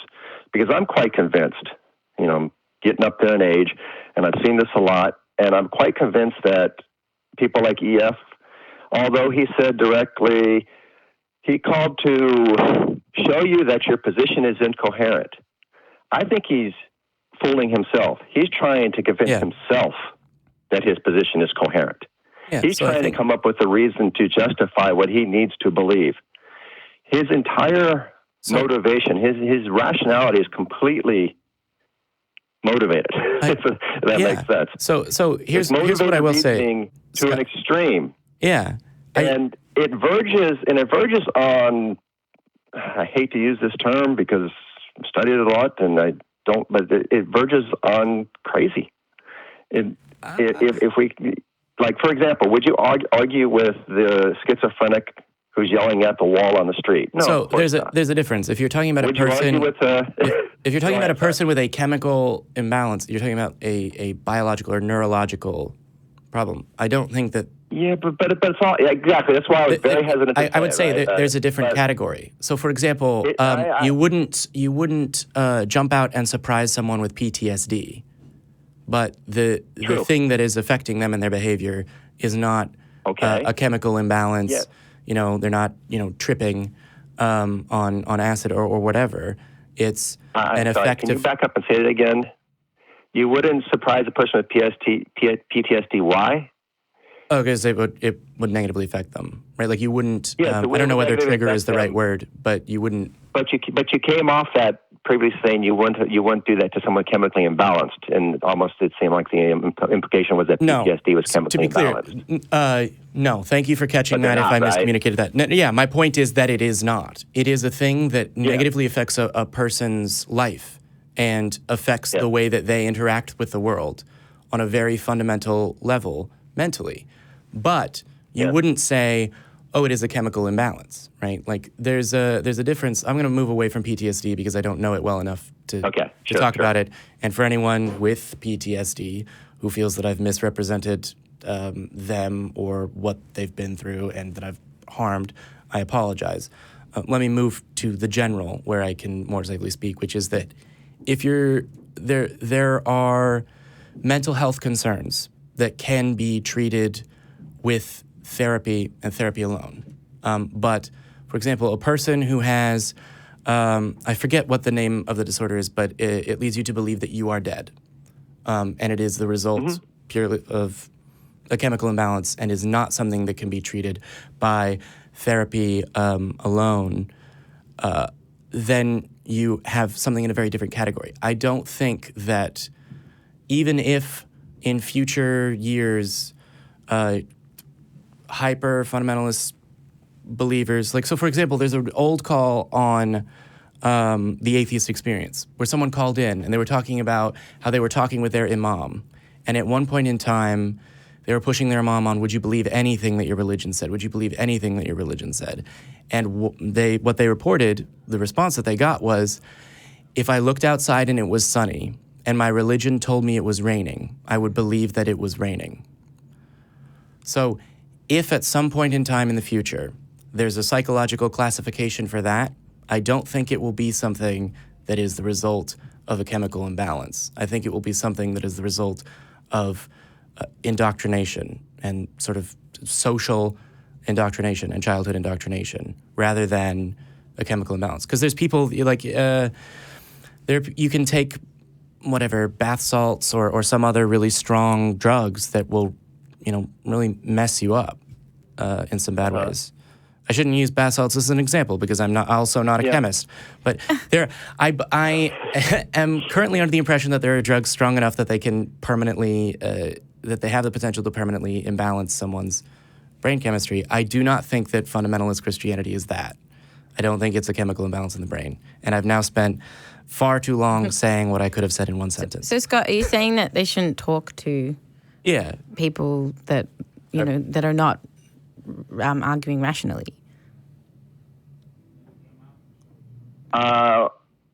No, not really. I'm saying that given there are multiple purposes to doing what you're doing, right? Yeah. You have multiple goals in doing what you're doing. Mm-hmm. And if one of those goals is to help everybody else listening understand this particular person and what they're doing, focusing on irrational argument is not going to serve that goal very well. What you could do is talk about why this person is calling. And, because when he did say why he was calling, and he said it was to show you that your worldview is... You could have at that point, and I don't want to micromanage every word you say because that's just... Well, I mean, I feel free to entirely ignore you, so give me the advice that you want. Exactly. You do, yeah. Yeah. Yes. But I think if you... I would suggest that if you can focus on those points more often, it's like, okay, there was a time to say, okay, but you're failing miserably. Now where do we go from here? Mm-hmm. You said you're going to convince me of this, but you're not trying to convince me at all, are you? Because you're calling me cupcake or whatever that, fruit cake, whatever. Yeah, there was that back and forth. Not trying to convince you. Yeah, he was. Point out these obvious contradictions in their statements versus what has to be their motivation, I think goes a long ways to helping the rest of us understand the world we're dealing with and to understand religion, to understand the religious thinker. So I agree. And this is where I disagree with Eric. Oh, okay. And I disagree kind of with you because you were putting forth at least a semi-ghost in the machine argument of the human mind. Because you were saying some things are chemical imbalances, a lot of things aren't. But it's kind of true that all brain is chemistry.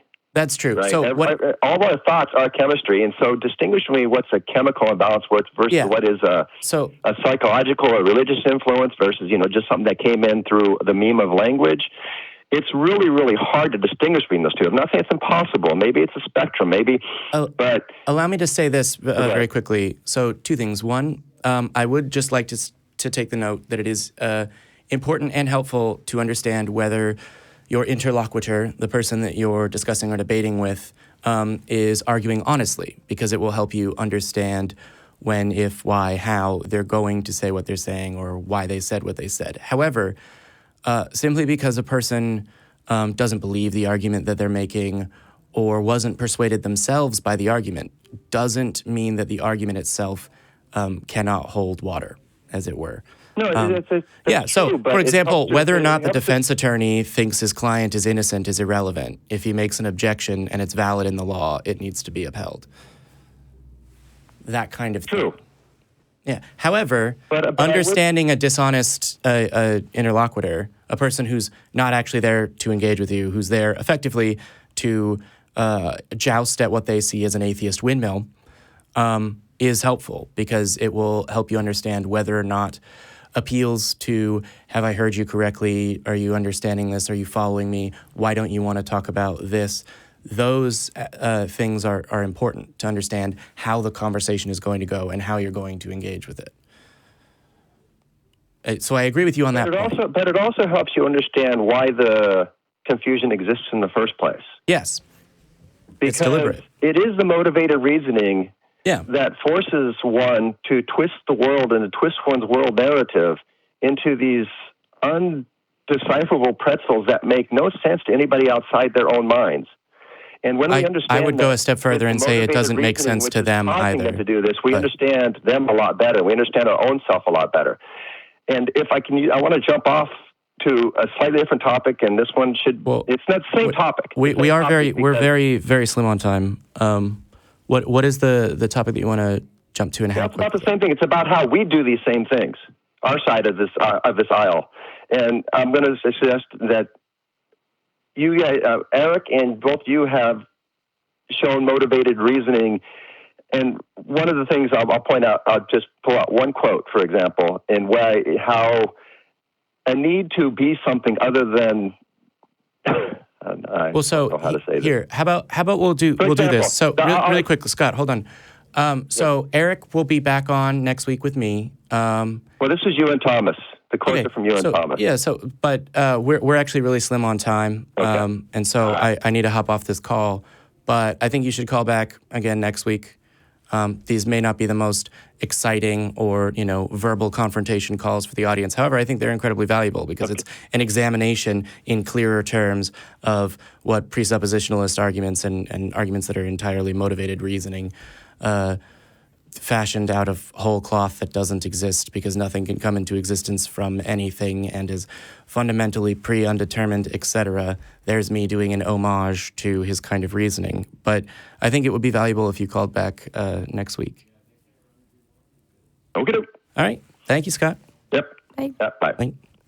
All right. So we are a little bit over time. Okay. But I think we can take one more call.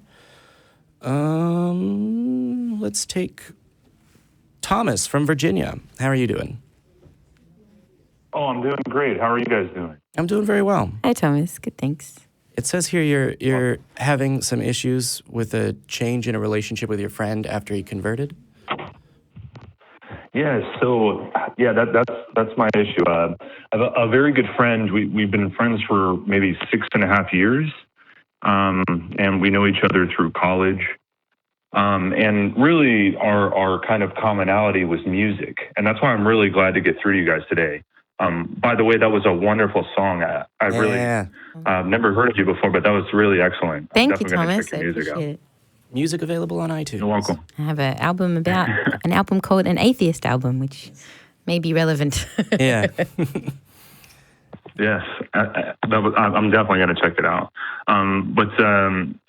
So we did different music things together, got together at various places where people do musical things, open mics and stuff like that. And nice. He's a very lyrically gifted guy. Okay. Our families know each other, and so it's that kind of friendship. Yeah. More like family. And exactly. And maybe 4.5 months ago, he converted to Islam. And I believe his brother is converted before him a few years before, and they're close as well. So I think that relationship probably influenced that over to that side. Okay. Since then, it's been a steadily decline in, specifically in hanging out around music, and he's kind of to the mindset now that music is haram. Yeah. Buddy. I'm so sorry. Yeah, I'm sorry to hear that. And it's I'm just kind of struggling. We still have conversations. We still talk to each other, but we don't really spend time with each other anymore. And I'm just a little conflicted as to whether I should, continue to try to talk to him about this issue specifically about, the concept of haram in Islam. I don't know a lot about it, but have you had conversations with him about it before? Yeah, on a few different times, and he's kind of which is a little hard for me to deal with. He's kind of given me the God is more important to me than making music, and if God doesn't want me to make music, then I shouldn't be doing it. And I'm just really struggling with ways to talk to him about this, and I'm just not even sure if it's even worth doing anymore, because he's kind of pretty deep into it. So Yeah. It's just a little conflicting. Yeah, and it can be really difficult speaking with, people you've known 6 years, 10 years, your whole life. You've known for a long time that you're very close with that suddenly have converted, and their view of the world and what they think is acceptable or cool or fun has changed. Let me just ask the question, does he want you to convert? Yeah, that's actually been a line of discussion several times. Oh, okay. When we talk, it's a lot of requesting that I read the Quran, which I have. I'm a history teacher. You're a what? Sorry, I just missed that. History teacher. Oh, history teacher. Oh, cool. Yeah. Yeah, so I kind of find it incumbent upon myself to learn about the world religions, and especially ones that have influenced history, like Islam. Yeah. And, I've found several different ways to talk to him about it, specifically, following certain Muslim scholars that don't believe that music is haram, and, trying to talk to him about it that way. But that way I kind of get this stonewall, because he's pretty, I'm not sure the exact word for the sect of Islam that he belongs to, but it's the Saudi Arabian Sunni version. Okay. Yeah. Hey. A Salafist, I believe, is what it is. Oh. It's the kind of proselytizing. Okay. Yeah, that may actually be above my pay grade as far as ways to engage specifically with it. So, yes, that. Do you have in for the audience, in Christian terms, he's become a Mormon. As far as how intense and deep into it, and of how seriously you take every aspect of it.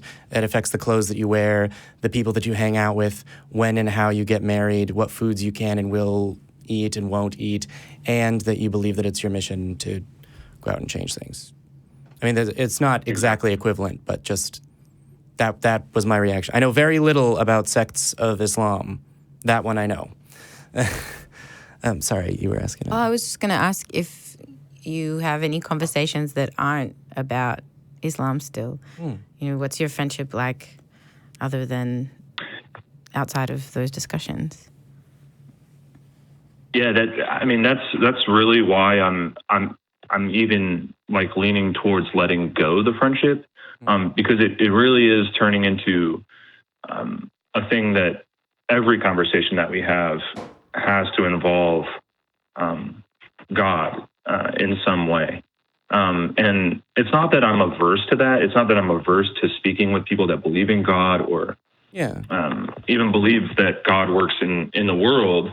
It's just that our relationship, really used to be based on the freedom that music and writing gives you, as far as like expressing yourself and connecting with other people. And that's just gone, and it's not that I would want to never speak to him again. It's just that I'm kind of losing my desire to interact with him. And I'm kind of wondering if you guys have ever had that situation happen in your life, like, kind of, if you think it's okay to kind of let someone fade out of your life, even though they're connected to you in other ways than that, I guess, like my family and stuff like that. Do you want to? I think it's always okay. I think you have to put yourself first. To be able to be a good friend and to be able to be a good support. I think, even family, if someone is having a negative impact on your life, I think you have the right to, and it doesn't have to be in an awful way or a mean way or a hard cut. You can just say, I prioritize my well-being and discussions and friendships that influence my life in a positive way, so I'm going to put less energy towards it. I think that's fine. I personally can't think of a time that's happened to me, but I know, I remember my dad had a very close friend, and my family's Jewish, and his friend was very Christian, and he was born again, and just their conversations were constantly about that. Where our friend was really worried about my dad's soul, and it became, all the time. And there was a time where he said, you need to just, because my dad had religious beliefs himself. He's like, you need to accept that there's different ways, and I think now they're at a point where their conversations are about other things, and they've been able to maintain a really meaningful relationship for 30 plus years. But I think that is, that's going to be different for every person. I mean, our friend was able to sort of hold back and come to that conclusion and change the way that they were. And it sounds like your friend is, going through a really extreme change. You don't know, over time, that might become less extreme. It might become more extreme. So, you can keep in touch with that person and see how things are going, if things are changing, if they're becoming more intense or less intense, and just engage at the level that makes you feel good and makes you feel like that's a positive thing for your life. And of course, it's hard to let go of someone when you have a special relationship with them,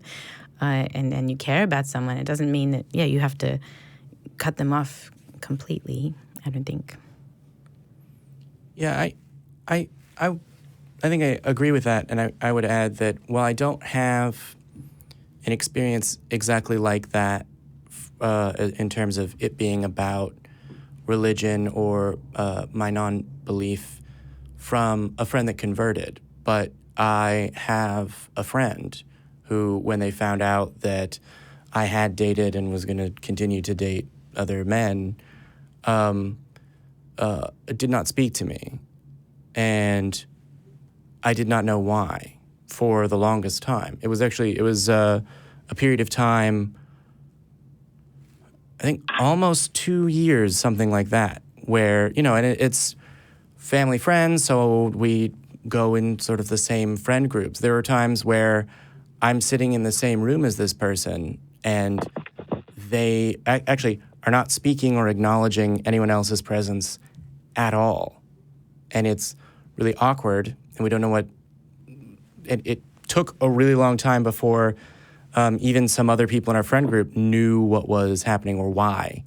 And so that was very awkward. And what I will say that I did in that situation was I sort of started to come to terms with the fact that this person may never be able to see me as I am, as a person that they could be friends with or relate to.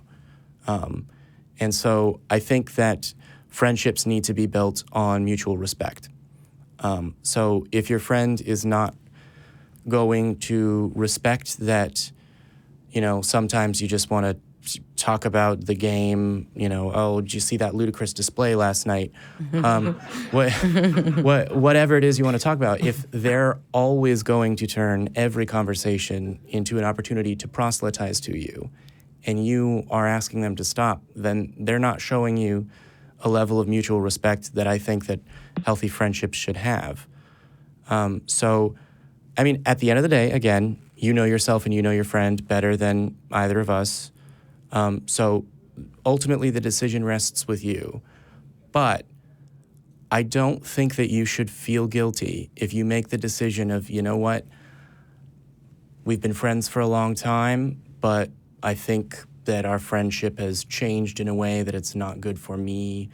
And so, maybe when they call and ask to hang out, I'm busy more often, or whatever, or whether you want to address it and say, you every time we speak, you proselytize to me, and I just want to sit down and watch the game, or I just want to write music. I know that you think it's haram, but that's what I like to do. If the way that they see you is not as an independent person who gets to make their own decisions about what they do, or whether or not your friend gets to proselytize to you, if they can't respect you saying, no, I don't want to have this conversation, then I don't think they can respect you sufficiently for you to be their friend. But I wouldn't say, I would say that the approach that I always end up taking these is I rarely, if ever, end up writing someone off completely, right? As in I'll just always avoid them. It's over between us. we are never, ever, ever getting back together, that kind of thing. I mean, with romantic relationships, but not with friendships, because people grow, people change, and maybe one day your friendship will be renewed, but it kind of sounds like it's in troubled waters and might sink. Yeah, I really appreciate you guys just, kind of bouncing some advice off me. That's really what I called for. I respect your guys' opinion. I just started watching the show maybe 4 or 5 months ago. It's been a great thing for me, a great outlet for me to hear other people that are going through, similar things. So I really appreciate you guys' advice, especially to. Thank you for saying that. Like and subscribe. Oh, no, definitely. That's been happening. So I've gotten plenty of people to also do the same. My man right here. So Thomas. Thanks a lot for taking my call, guys. You guys helped me feel a little bit better about it at the very least. So I really appreciate it. Calling in. And if you want to call in again and give us an update, you can do that. Also, what I will say is definitely engage either on the Reddit or on our various Facebook groups, because there are definitely people out there that have experiences closer to yours that might be able to offer you more advice, and people that might be going through the same thing that want to hear what you have to say. Awesome, man. Thanks again. I really appreciate it, guys, and keep doing your music, because you're a really great singer and songwriter. Thank you, Thomas. Yeah. Thanks a lot. All the best. Go without God. Bye-bye. Bye. All right. That was good. That's a really shitty situation. Yeah, that's friend, really hard. And especially if they said he was a great lyricist. And Well, what I will say is we're coming up on the end of the show, and as repeat watchers of Talk Heathen will know that sometimes the producer will cut me off in the middle of explaining this, so watch out. But it's always Eric and myself, and Eric always tries to say just the ending plainly, and I always try and find a way of rewording it. Okay. That messes it up. So what we came up with is the actual sort of like script that sticks, is that if you don't believe, you have community here, and you have community with us. And if you do believe that we don't hate you, we just think you're wrong. But I don't know. I feel like I'm missing out on an in-joke. Yeah. Well, I kind of. But I guess we should have warned you, and then you could have had some like musical way of playing us off. Usually when Eric's not here, I just end up rambling until they cut it. But so am I supposed to disagree with you? Well, I suppose, or reword it. I mean, we haven't done the love rings. There it is. Oh. We have to do. I guess it's after the love rings. If you say the magic words, then they cut it. Maybe. If you say, you have. If you don't believe, you have community here. And if you do believe, we don't hate you. We just think that you're wrong. And so, there it is.